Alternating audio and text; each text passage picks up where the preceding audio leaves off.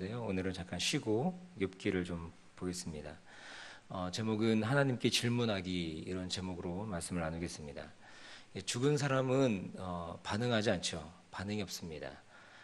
어쩌면 고통이라고 하는 것이, 사실 이제 욥기가 고통을 얘기하고 있는데, 고통은 살아있는 사람의 특권이다, 어떤 분이 그렇게 얘기하더라고요. 그런 의미에서 본다면 고통을 느끼는 것은, 내가 살아가면서 고통을 느끼고 삶 가운데 고통이 있다고 하는 것은 내가 살아있음의 또 다른 증거라고 우리가 얘기할 수 있을 것입니다.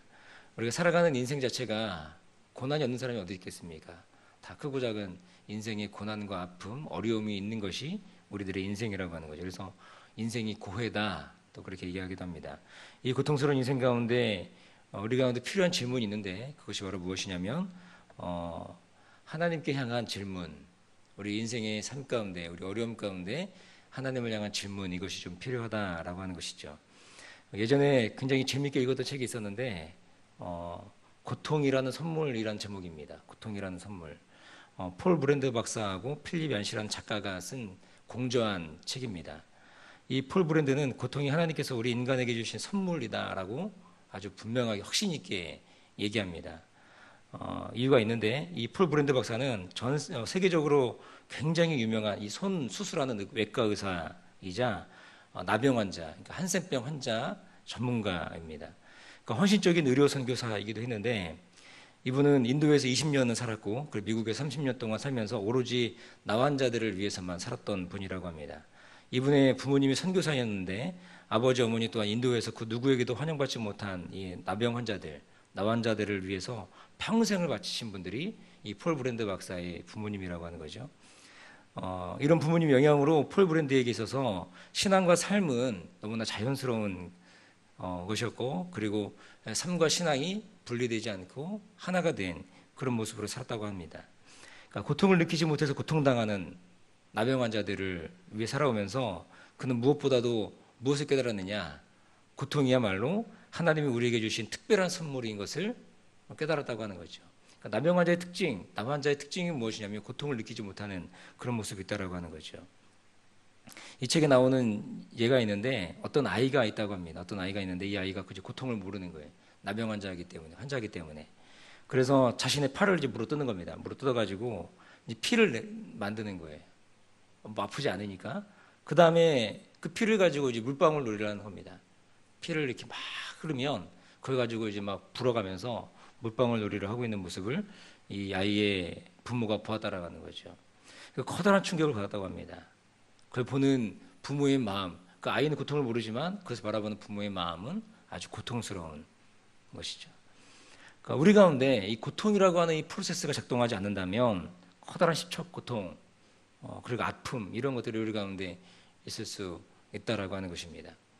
이 폴 브랜드 박사가 오랫동안 이 한센병 환자들과 함께 있으면서 마음속에 이제 두려움이 있었다고 하는 거예요. 자기도 감염되면 어떻게 하나, 자기도 전염되면 어떻게 하나 하는 그런 두려움이 있었다고 하는 거예요. 근데 하루는 우연찮게 바늘로 이제 손가락을 딱 찔렸는데 아무런 고통이 느껴지지 않더라는 거예요. 그러면서 갑자기 다가오는 두려움과 염려, 고통, 이 절망, 이런 것들이 있다고 하는 겁니다. 그래서 한센병의 흔적을 찾기 위해서 자신의 얼굴을 막 세세히 들여다보기도 하고, 막 그러면서 이제 병의 징후들을 이제 찾기 시작하는 거죠. 병이 얼마나 진행이 됐는지 알기 위해서 이제 감각을 상실한 부위를 정밀하게 표시를 해야 된다고 합니다. 그래서 이분이 어떻게 했느냐, 자기 발 뒤꿈치에다가 바늘 가지고 자기 뒤꿈치를 그냥 있는 거 찌른 거예요. 찔렀는데 너무나 고통스럽다는 겁니다. 비명을 지른 거예요. 이분이 너무 고통스러워서. 그런데 그 고통, 바늘로 찔린 그 고통이, 통증이 굉장히 그렇게 유쾌했답니다. 굉장히 고통스러웠는데 그 고통 자체가 굉장히 유쾌했다라고 하는 거예요. 그러니까 우리가 당하는 고통이라고 하는 것은 사실 하나님께서 우리에게 주신 축복이라는 사실을 이 폴 브랜드 박사가 우리 가운데 역설하고 있다고 하는 것입니다. 우리가 분명히 알아야 될 사실은 무엇입니까? 우리가 하나님 주시는 이 고통이라고 하는 것이 또 다른 의미에서는 그것이 선물일 수 있다라고 하는 거예요. 그리고 또 한 가지 우리가 알아야 될 것은 무엇이냐? 우리가 분명히 알아야 될 사실은 우리 주님은, 우리 하나님은 우리의 고통에, 우리의 신음에 귀를 기울이고 계시고 다 듣고 계신다라고 하는 거죠. 우리 고통당할 때, 우리 마음에 깊은 아픔이 있을 때 해야 될 한 가지 일이 있는데, 그것은 바로 우리 신앙의 삶 가운데 지속적인 질문을 하는 것, 이것이 좀 필요하지 않을까라고 하는 것입니다. 그래서 어떤 질문을 해야 되느냐? 하나님 도대체 왜 그러십니까? 라고 하는 질문 필요하겠죠. 우리는 고난을 당하면 그 상황 속에서 고난 그 자체에 고통스러워합니다. 고통이 매몰되죠. 주변에 다른 어떤 것도 보이지 않고 자신의 고통만을 생각합니다. 그것이 인간이죠. 욥을 보십시오. 오늘 보면은 인간이 감당할 수 없는 큰 고통 가운데 있는 욥. 그러니까 인간이 당할 수 있는 그 고통의 한계 크게 있다고 한다면 욥만한 고통을 당한 사람이 어디 있겠습니까? 욥을 보시면 어떻습니까? 하나님께 향하여 오늘 본문 전체가 얘기하는 것이 무엇이냐면 하나님께 향하여 항변하고 있는 그 모습이 있다라고 하는 거예요. 2절에 보면 이렇게 얘기하는데 이 히브리어 직역 성경이 있는데 제가 그걸로 좀 읽어드리면 이렇게 말합니다. 무엇 때문에 당신께서 저와 다투시는지 저로 알게 하십시오. 이렇게 얘기하고 있고 6절, 7절을 히브리어 직역 성경으로 보면 당신은 제가 악하지 않다는 것과 당신의 손에서 구할 자가 없다는 것을 아시는데도 참으로 당신께서 제 죄악을 찾으시며 제 죄를 들추어내십니까? 이렇게 하면서 이렇게 질문하고 있는 욥의 모습을 보게 됩니다. 1절도 우리가 보면은 내 마음에 괴로운 대로 내가 다 말하겠습니다. 그렇게 하면서 이제 자신의 속마음 어려운 것들을 다 토설하고 있는, 얘기하고 있는 이 욥의 모습을 보게 되는 거죠. 이렇듯 10장 전체의 내용을 살펴보면 하나님을 향한 질문이 전체인 것을 다 보게 됩니다. 하나님께서 대답하십니까? 대답하지 않으시죠. 고통 가운데 있는 욥은 계속해서 질문을 쏟아놓습니다. 우리 인생도 이와 같다라고 하는 것이죠. 이 세상에 방금 전에 말씀드린 것처럼 욥과 같은 그런 인생에 고난당한 사람 어디 있겠습니까? 그러나 우리 인생에도 고난이 찾아온다는 것을 우리가 분명히 알 수 있겠죠. 이럴 때 우리가 하나님께 질문하는 것입니다. 하나님 도대체 왜 그러시는 것입니까? 라고 하는 질문. 지금 당장 하나님께서 듣지 않으시는 것 같고 응답하지 않으시는 것 같지만 우리가 주님께 나아가고 또 나아가고 질문하고 또 질문하면 하나님께서 언젠가 우리 귀에 분명하게 말씀하시는 그 음성을, 분명한 사인을, 은혜를 우리가 만나고 경험케 된다라고 하는 것입니다. 욥도 그렇습니다. 우리 10장이지만 30장 후반까지 가더라도 욥은 계속해서 하나님을 향해 어려운 마음들을 토설하고 있는 것을 보게 됩니다. 그때까지 하나님 욥에게 나타나지 않으시고 대답하지도 않으십니다. 그러나 하나님은 하나님의 시간, 하나님의 때에 때가 되니 어떻게 합니까? 욥에게 나타나신다라고 하는 거예요. 그리고 답변을 하십니다. 대답하십니다. 분명하게, 너무나 확실하게. 그리고 욥은 뭐라고 고백합니까? 내가 지금까지는 예전엔 내가 주님을 귀로 들었는데 이제는 내가 주님을 눈으로 봅니다. 놀라운 고백하고 있는 거죠. 그렇게 고백할 수 있는 이유는 무엇이냐면 그것은 바로 고통이라고 하는 이것이 우리 가운데 실제적으로 다가오는 하나님의 음성을 듣는 통로가 되기 때문이라는 것입니다. 이 욥이 나중에 그런 놀라운 고백할 수 있는 그 이유가 무엇이냐? 고통의 순간에도 끊임없이 하나님을 바라보기 때문이라고 하는 것입니다. 그것이 원망이었건 불평이었건 욥은 끊임없이 하나님을 향하고 있는 그 모습을 보여주고 있다라고 하는 거예요. 여러분들의 인생에도 이와 같은 은혜가 있기를 주님의 이름으로 간절히 축복합니다.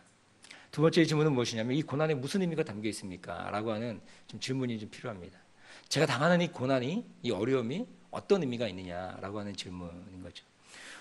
우리는 우리 입장에서 보면 이 고난당한다고 느끼지만 하나님 편에서 보면 그것을 통해서 분명한 우리 가운데 주시는 의미가 있다라고 하는 거죠. 사인이나 의미가 있다고 하는 것입니다. 그래서 진짜 삶의 이 고수들은 어떻게 합니까? 삶의 의미를 분명히 아는 사람들은 고난과 고통의 시간에 뭐 하느냐? 생각을 하는 거예요. 생각을 해. 내가 고통이 오고 고난 가운데 있고 곤고한 가운데 있을 때는 무엇 하느냐?